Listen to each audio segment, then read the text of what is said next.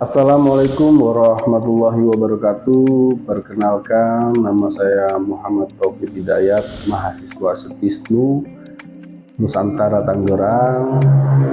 Baik, kali ini saya mendapatkan tugas dari Ibu Mila Azizah, SHMH, berkaitan dengan edukasi hukum. Nah, kali ini saya akan mencoba sedikit mengkaji terkait fenomena hukum yang sedang viral pada hari ini. Apa itu? Yaitu terkait kasus atau berita yang sempat muncul viral, yakni penyekapan sadis yang terjadi di wilayah Bandung atau berada di sekitaran Provinsi Jawa Barat. Jadi kasus ini dilakukan oleh seorang pelaku yang bernama Taufik Hidayat dan juga kekasihnya yang menjadi korban dengan inisial YTR. Apa itu yang dilakukan? Awal mulanya nih, kronologinya teman-teman, kronologinya itu bermula dari sebuah komunikasi di sosial media. Mereka melakukan komunikasi secara intens, membahas tentang masalah perasaan dan lain-lain. Lalu timbullah rasa suka di antara keduanya. YTR yang memang diketahui adalah kalau tidak salah, YTR ini seorang akuntan gitu ya, bekerja di akuntansi. Lalu si Taufik ini berprofesi sebagai seorang debt collector, penagihan begitu teman-teman. Nah, Taufik pada waktu itu mengajak YTR untuk kabur gitu ya dari rumahnya. Pertemuan dilakukan pada saat itu di sekitaran tahun 2024. Taufik mengajak YTR untuk pergi dan pada akhirnya mereka kumpul kebo teman-teman. Mereka kumpul kebo, mereka tinggal di suatu tempat ya, bisa jadi di kos-kosan maupun di rumah kontrakan gitu ya, menurut beberapa informasi yang saya dapatkan di pemberitaan nanti. Jadi Taufik pada saat melakukan penyekapan, awal mulanya melakukan tindak kekerasan teman-teman. Tindak kekerasan seperti apa? Tindak kekerasan yang mulai dari melakukan pukulan, penganiayaan, lalu YTR ini sempat juga dipaksa untuk meminta uang kepada orang tuanya gitu ya, agar ada mendapat kiriman uang gitu ya ketika YTR jauh dari orang tuanya, sehingga itu menjadi penghasilan juga tuh untuk menghidupi mereka berdua dengan cara yang tidak halal gitu ya, dengan cara berbuat bohong maupun melakukan penipuan dengan tindak kekerasan teman-teman. Jadi YTR mengalami penganiayaan itu bukan hanya waktu yang sementara, ternyata semenjak tahun 2024. Semenjak YTR kabur, YTR langsung dimanfaatkan oleh yang bernama Taufik itu. YTR bersama Taufik hidup kurang lebih bersama selama 2 tahun di kos-kosan. YTR dilakukan berbagai macam aniaya, mulai dari aniaya fisik, mental, psikis, mulai dari kalau kita bisa lihat di sosial media maupun pemberitaan itu, YTR mengalami banyak penganiayaan dan luka-luka teman-teman, mulai dari matanya yang buta, mulutnya juga yang sobek gitu ya, hidungnya, kulitnya, sundutan rokok di mana-mana. Bahkan ada di bagian tubuhnya itu luka sayatan kan gitu teman-teman. Itu tindakan dari Taufik kepada YTR dengan alasan dia adalah kecemburuan lah, dengan alasan dia mungkin merasa khawatir lah kalau dia nanti kabur kan begitu ya, maka dilakukanlah tindak-tindakan seperti itu dalam rangka menakut-nakuti sehingga YTR tidak kabur dari rumahnya gitu. Baik teman-teman, berikut akan saya sedikit paparkan lagi tentang fenomena kasus penyekapan biadab ini yang dilakukan oleh Taufik. Jadi motifnya ini teman-teman, kalau kita simak dari beberapa pernyataan-pernyataan YTR maupun dari hasil penyelidikan kepolisian, tindakan-tindakan itu ujungnya bermuara dari ekonomi juga ternyata, karena di sini bukan hanya cinta yang terlibat dalam persoalan penyekapan ini, ternyata ada persoalan ekonomi juga, di mana ada asas manfaat, yaitu YTR dimanfaatkan oleh Taufik gitu ya, korban YTR dimanfaatkan oleh Taufik dengan tadi ada tindak pidana seperti meminta melakukan pemerasan juga bisa ya kepada pihak orang tua YTR, bahwasanya orang tua YTR harus mengirimkan sejumlah uang kepada YTR dengan niat jahat atau bisikan jahat Taufik. Kalau tidak nanti akan mendapatkan ancaman demikian. Dan itu adalah faktor ekonomi. Tidak mungkin kalau cinta itu berlaku hal yang demikian. Kalau cinta mungkin akan melakukan pengorbanan, toh si Taufik ini akan bekerja mencari uang lalu menafkahi ya kan YTR atau memberi YTR untuk kehidupannya gitu ya, kebutuhan hidupnya kan gitu ya. Kalau dia memang cinta, mungkin cinta itu kalau terjadi cinta terlarang. Kenapa cinta terlarang? Karena tanpa restu dari orang tuanya dan dilakukan secara kabur gitu teman-teman.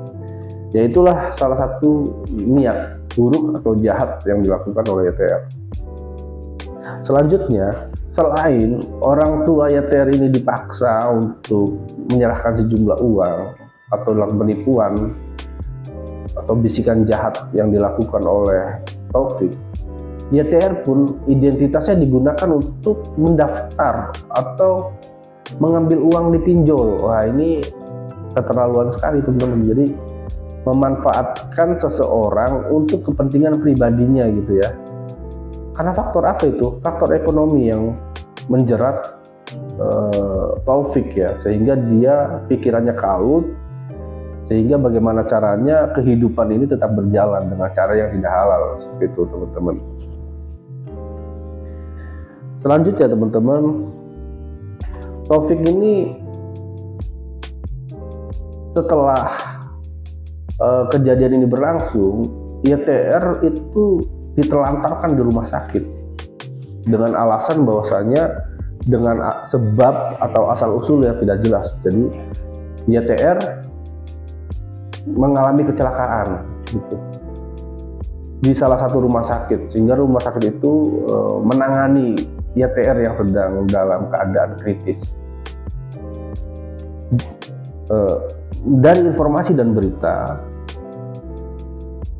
Taufik mengirim pesan gaib gitu ya kepada pihak orang tuanya, bahwasanya YTR sekarang sedang berada di salah satu rumah sakit kan gitu. Maka kiranya untuk dikunjungi YTR tersebut. Dan yang membuat mengagetkan ketika orang tuanya datang, YTR sudah dalam keadaan yang memang sudah tidak dikenali gitu, mulai dari fisiknya, tubuhnya, wajahnya gitu ya teman-teman. Itu sudah sudah setidak normal dulu gitu ya.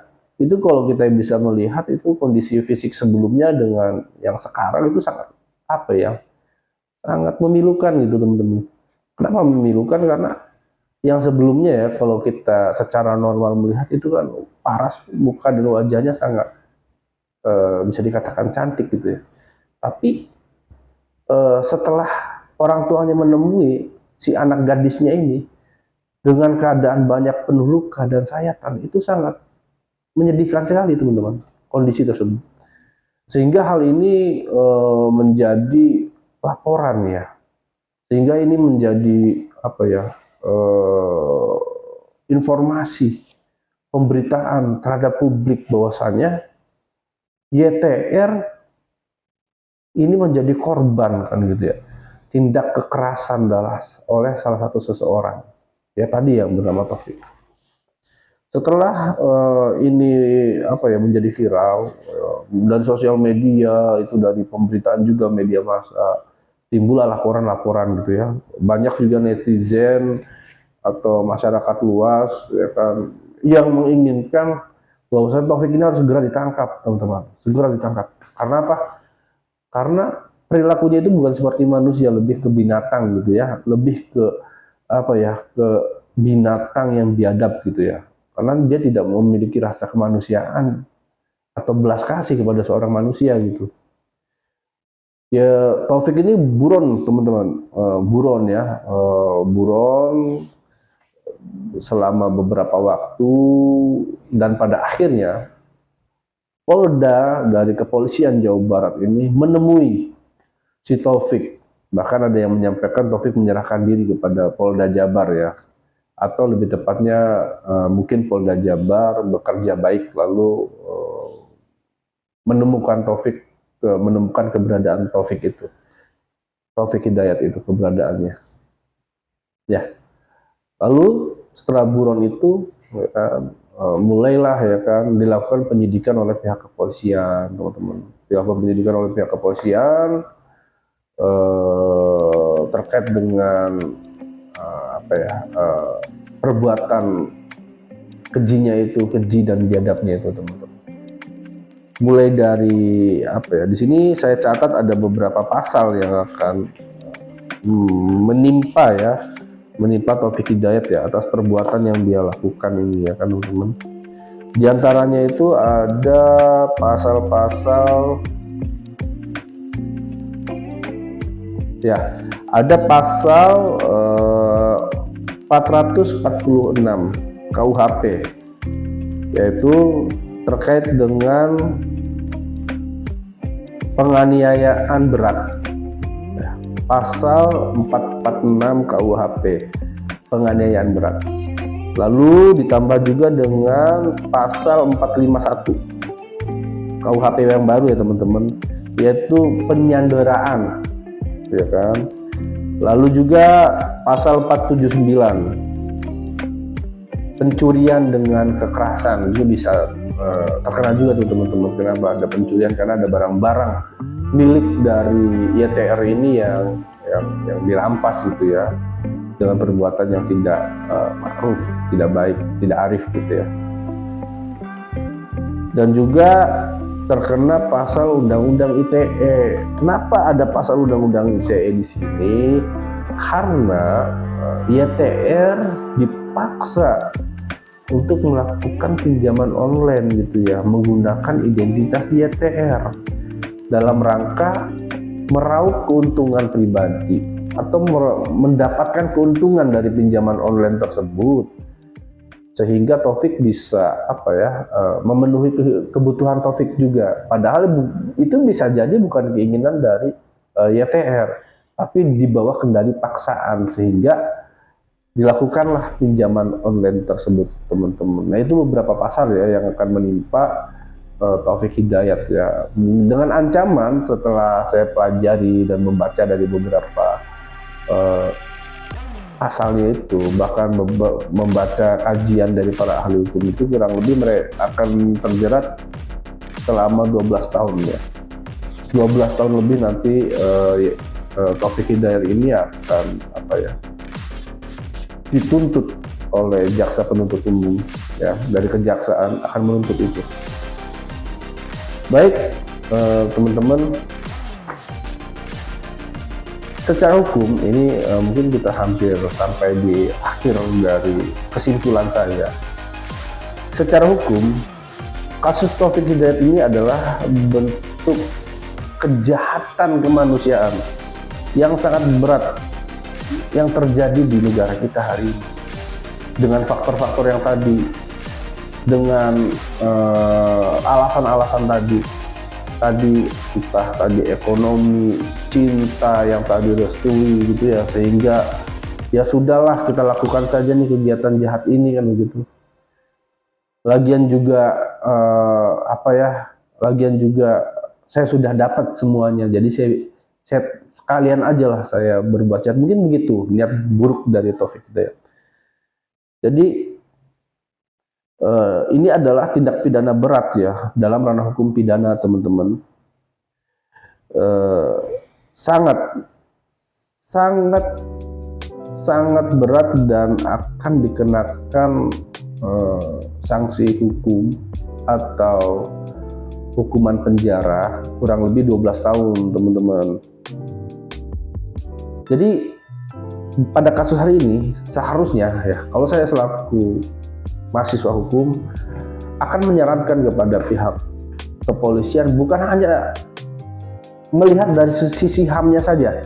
HAM-nya itu melihat dari sisi bagaimana perbuatan tersebut terjadi atau perilaku biadab itu terjadi, tapi lebih ke bagaimana penanganan hukum ini, bagaimana penegakan hukum ini mampu mengembalikan kembali hak hidup, mungkin ya, kelayakan hidup si korban gitu ya. Jangan fokus kepada persoalannya, karena persoalannya akan tetap diselesaikan, tapi bagaimana si korban ini, saudari YTR ini, dia bisa hidup normal kembali gitu, teman-teman. Nah, ini yang menjadi apa ya, pertanyaan, atau ini yang menjadi harapan lebih tepatnya dalam sisi penegakan hukum kita kali ini di Indonesia kali ini. Jangan fokus kepada persoalan hukumnya, karena persoalan hukum ini akan pasti terselesaikan, tapi bagaimana hukum ini bisa mengembalikan kembali hak hidup, hak kemanusiaan yang sempat direnggut itu, sehingga YTR bisa hidup normal dan berbaur lagi di masyarakat dengan baik dan menjadi manusia yang bahagia. Itu, teman-teman, mungkin sedikit edukasi hukum dari saya. Kali ini saya Muhammad Taufik Hidayat pamit undur diri. Terima kasih banyak. Wallahi muwafiq ila aqwamit thoriq. Wassalamualaikum warahmatullahi wabarakatuh.